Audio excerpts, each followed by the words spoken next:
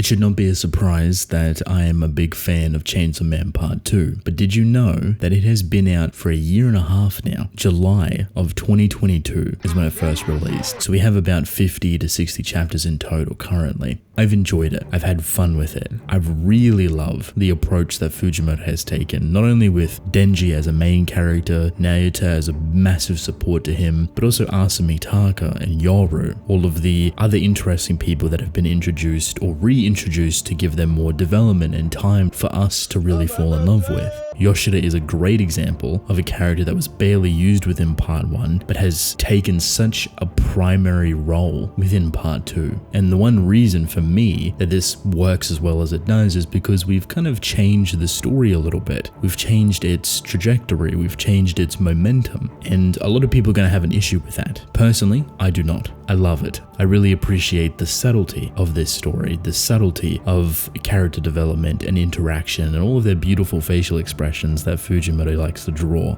It feels more intimate for me. It feels much more like a personal story, not only for Denji, but now for our secondary main character, Asa Mitaka. This change in storytelling will undoubtedly throw a lot of people off. We've gone from crazy, chaotic momentum within Part 1, spectacular fights all over the place, really goofy, fun, but also depressing character moments, to everything that we have now, which has slowed down dramatically. It's no longer high octane action smashed with this dramatic character writing. Now it's more dramatic character writing subtly weaved together with a bit of high octane action. It's almost like the roles have been reversed. Whether you love it, like it, hate it, it's entirely up to you. But we can all probably agree that we appreciate the different take that Fujimoto has gone for. Quite easily, he could have kept writing the same story, the same thing, the same momentum, the same chaoticness that everyone fell in love with. But is that what really people fell in love with? Some of the brightest, beautiful, most heartfelt moments within the first part of the story was its characters, was their interactions, was their day-to-day lifestyle and how emotionally they entangled with everyone.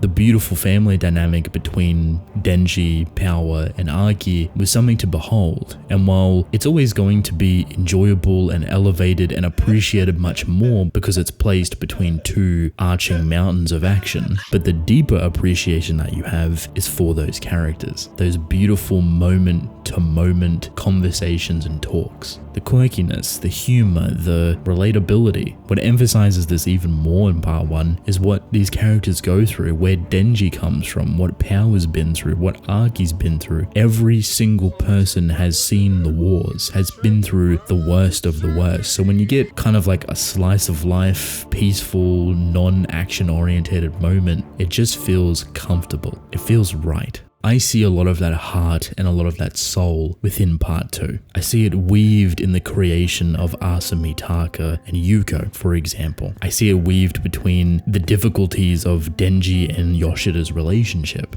I see the similarities that Denji and Pochita have with Asa and War. So while there's a ton of common ground that shouldn't feel uncomfortable for people, there's enough variety, there's enough nuance, there's enough newness to keep people incredibly engaged. So while it's brand new and flashy, it still feels oddly familiar. I love this approach. I think it's incredibly intelligent. It's something that's beautifully handled. And not a lot of authors would be able to utilize brand new characters in a way that do feel familiar. Asa Mitaka at the end of the day is a gamble. You don't know if your fans are going to like her, are going to enjoy her, are going to understand her struggle or even appreciate her struggle. The same way that you did for Denji so many years ago. I remember well and truly, right at the beginning, people did not really care for Asa. Where was Denji? What's Denji doing? When's he going to come back in the story? Denji's no longer the main character. This story sucks because Denji's not here. So many words were spoken about Denji because Asa was the one filling that void. She was the new main character. Yet with a little bit of trust, over time, people fell in love with her. They fell in love with her struggle. They fell in love with her silliness, her goofiness. They fell in in love with the companionship and the weird power dynamic between her and one of the most powerful things to exist, the War Horseman. While it might seem like this is Denji 2.0, sure, the framework definitely is, but it's not a ripoff. It's not a rinse and repeat. It's not as easy as just copying and pasting everything that Denji has done and what people fell in love with and applying it to a brand new character. Instead, what I talked about before, finding that familiar ground, what people already love about certain characters and applying it to new individuals with a fresh new coat of paint, a fresh new perspective. Asa is not Denji 2.0. She has solidified herself as one of the best written characters in Fujimoto's work. The time, detail, and attention that he's given towards her is like none other. The only comparison you can give is early story Denji. But even Denji didn't have this level of detail, this level of nuance, this level of deep diving into her mental state or her emotional invulnerability. And that's because part 1 had to deal with setting up the world, setting up all of these characters, putting things into motion and building a momentum and a backbone for this narrative to take place. All of the hard groundwork has been done. So for part 2, the only thing he had to focus on is Asa Mitaka and creating a compelling, lovable character, which for me, he definitely done. The more that I think about her character, the effort that has gone into it, the appreciation I have towards his approach to writing her, how much influence she's built within this story, where she sits herself personally and like all the hardships that she's gone through. It's just a character that's so filled with life and troubles and issues that can be incredibly relatable, that you can very much easily understand and digest, and just feels nice. It feels comforting. Seeing her grow and understand the world and deal with this parrot on her shoulder being War, who has such an attitude, such an addicting attitude too. This is like if you gave Pochita a really sarcastic and snarky personality. That's War, and War is so consistent, way more consistent than Pochita, always narrating Asa's life, her choices, her opinions, really puts her on blast for a lot of things, and it creates this beautiful balance and duality between kind of two main characters at that point. Asa's kind of constantly lying to herself, and War's reinforcing this really toxic and kind of chaotic personality. Clashing those two things together seems not impossible, but very difficult to do. You give it enough attention, you have an author that's willing to dive into it and give it the respect it deserves, and you get something spectacular. You get Asa Mitaka in all of her glory, all of her awkwardness. You just can't help but love her. Funny enough, everything about her is applied to a lot of other characters. Relationship building, character interactions, the whole 9 yards. Like I said before, your secondary characters get a lot more attention. The whole Yuko and Asa thing is ridiculous in hindsight. Even though it's a pretty short amount of chapters that combine it together, the outcome is absurd. It's crazy to even think about.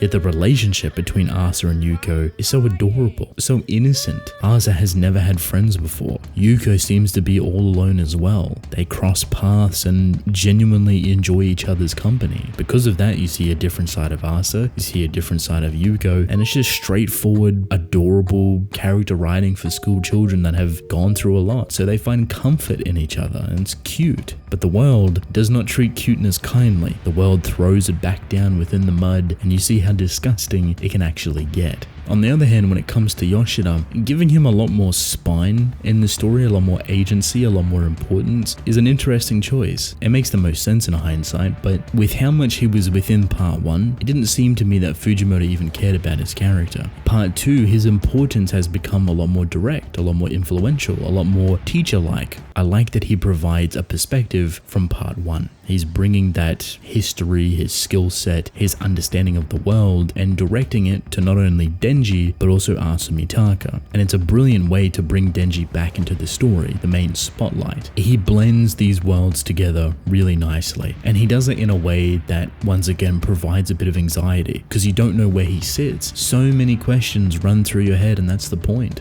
One of the beautiful mysteries of Fujimoto's writing is you don't know. Will you find out? Probably not. Now for some personal favorites, the action in this story I think has been really great. Simple, straight to the point, a lot of creativity, a lot of new. It feels refreshing, and I like that. I really enjoy how Asa fights as well, turning things into weaponry that she has guilt towards, and depending on the guilt she has towards that thing, the power level increases. Super creative. Honestly, it's kind of messed up. It's kind of sad, but damn, it is engaging engaging as hell. Another personal favorite, Nostradamus' prophecy. I like the mystery behind it, finally getting the reveal what it actually is. I'm excited for Nostradamus' prophecy because we still don't know enough. We don't know what it brings forward. We don't know how Denji and everyone else are going to react towards it. Are they even strong enough to stop it? And saving the best for last, the relationship between Asa and Denji. Simply put, this is one of the most exciting elements within this story. It's a major one because it is directly a part of Denji's life, his goal, his dream to have a girlfriend, have a partner that he can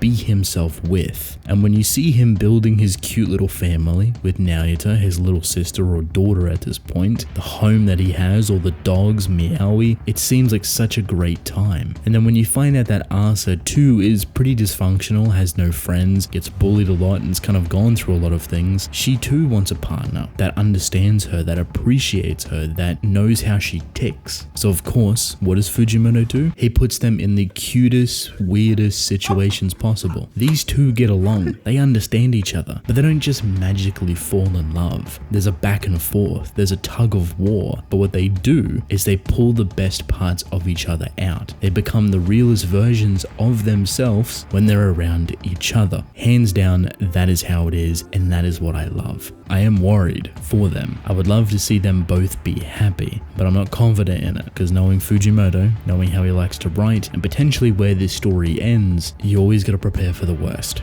That's all I got. Let me know your thoughts. I'll see you all later.